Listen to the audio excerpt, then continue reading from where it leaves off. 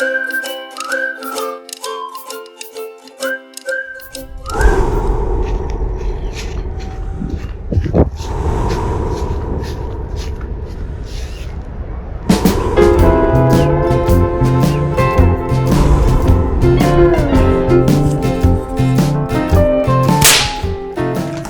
it? Hey, loose. Welcome to Mama's Max Hawaii, the right here. channel.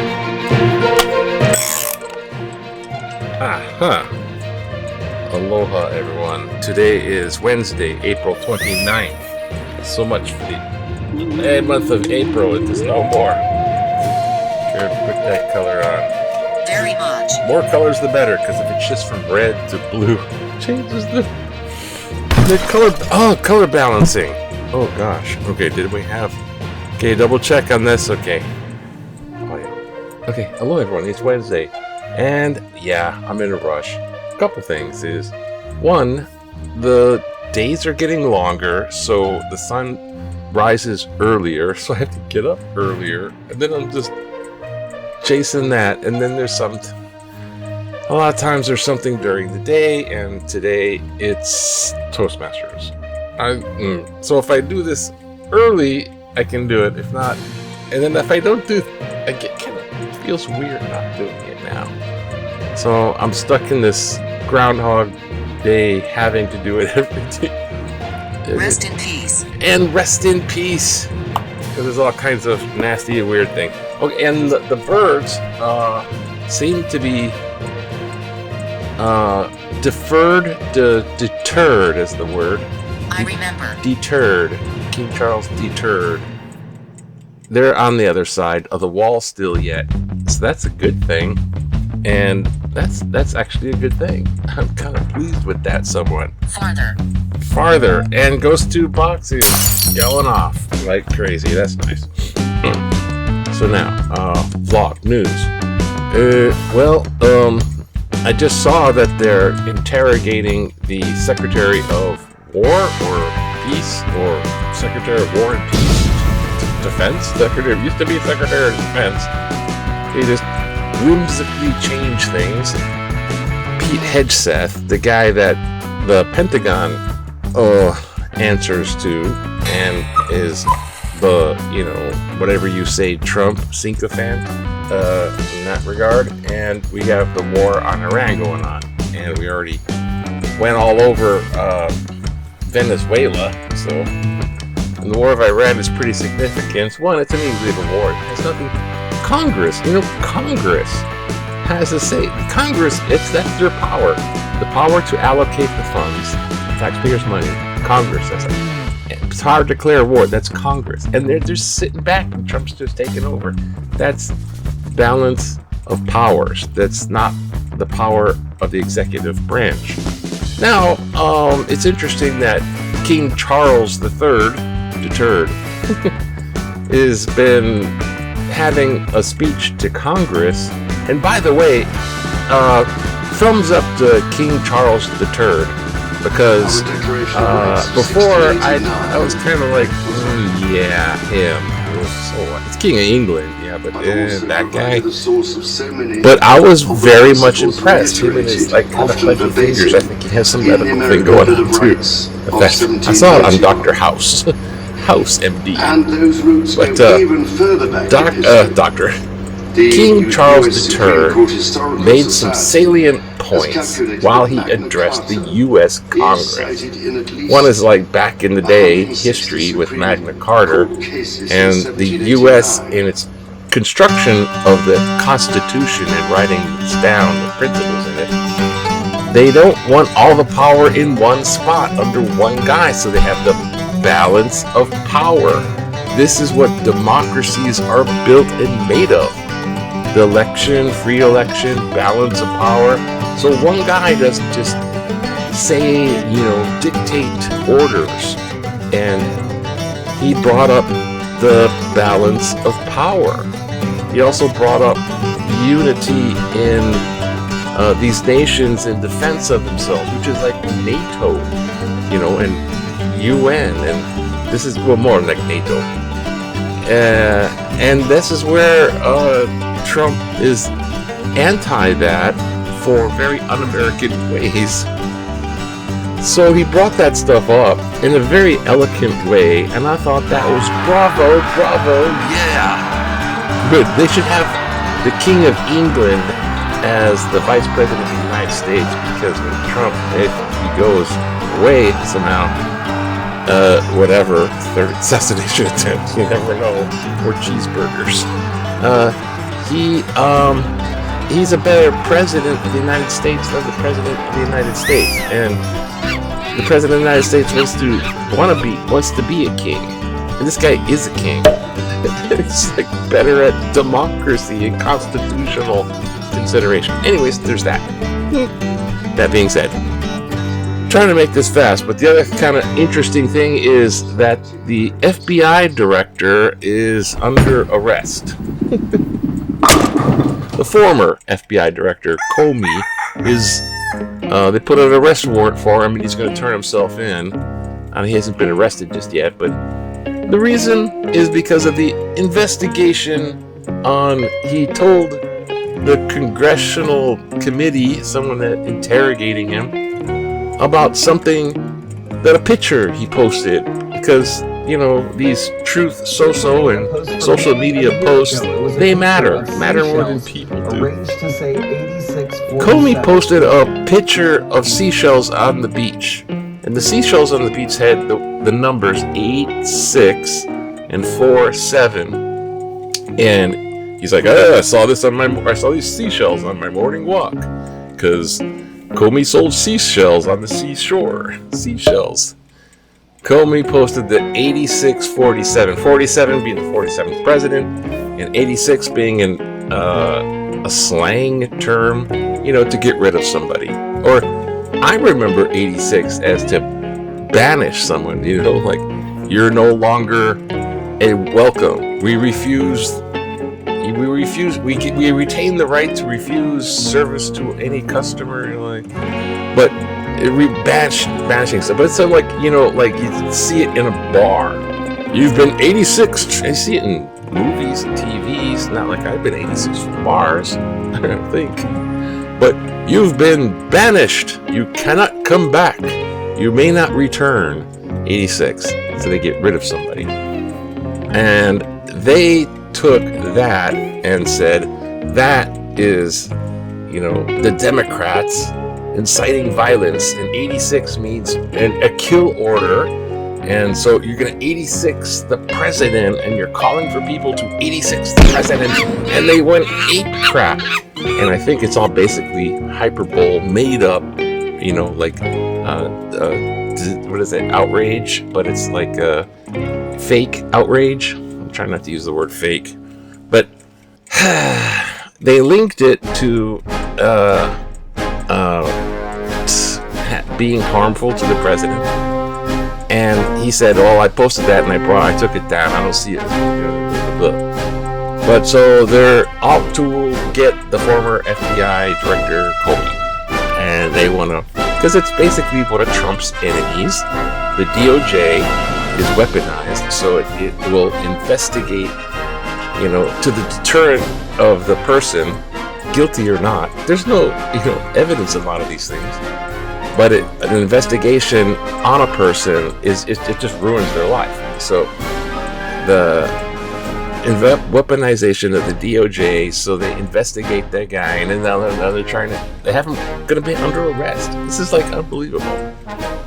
Now, a little thing about 86.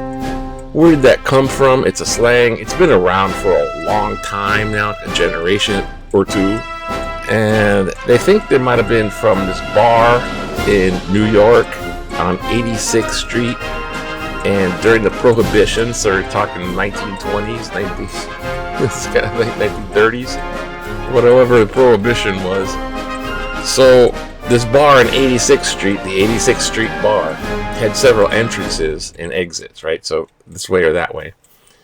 And they were in on it with the Prohibition, and when the cops were going to give them a raid, they had the inside scoop.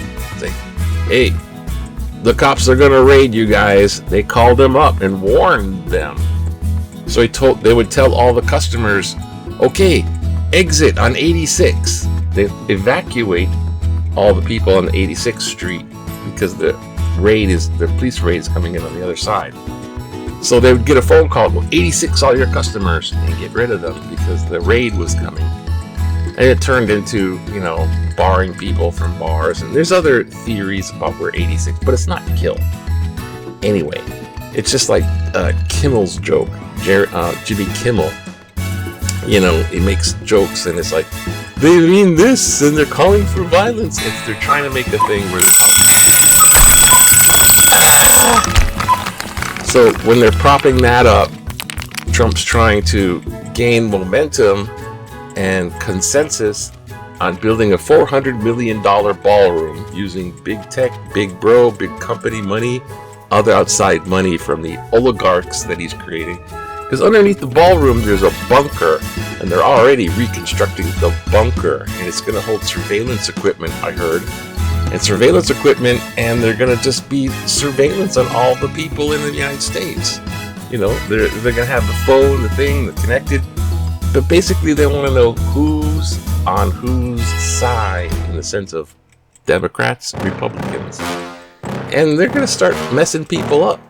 Surveillance of the American people. The big bunker underneath has that, and the ballroom on top, which is a big distraction, but it has bulletproof glass, so there's a loophole so they can spend taxpayer money on it as well, and they'll go ahead and do it. And that's that. And now it's time for Hawaii news because I'm running out of time. There's so much junk. Hawaii news. Okay, dumb. First off, that's Rosenthal on the UH volleyball. Yay!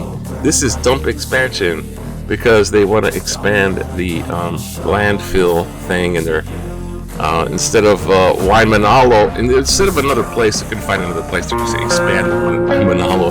Let's just expand it because it's the throwaway economy. There's King Charles III stressing stressing cooperation. Because he also said it's about time we protect and come to the aid of Ukraine and her courageous people, in quotes, because Ukraine falls, Putin is running over Europe. It's kind of like a replay of World War II stuff.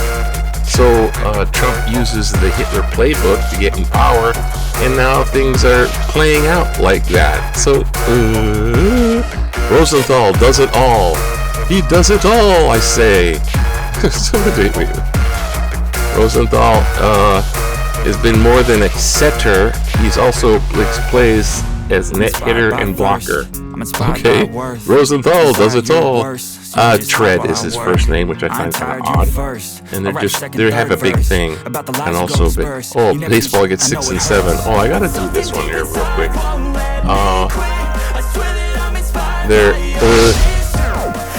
They're running out of pennies because they stopped minting pennies.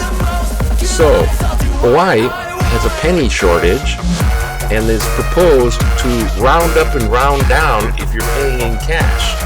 So 5 cents, right? Think within the 0 to 5 cents, or 0 to 10 cents, right? 0 to 10 cents. If it's 1 or 2 cents, right, you can round it down to 0. If it's 3 or 4 cents, then it's round up to 5 cents. So they get 3 pennies. There's a 3 penny margin. 1 or 2 you can round down. If it's over that, you have to pay that. So between 6 and 10, you get a couple pennies before it rounds. If it's 1 or 2, it rounds down.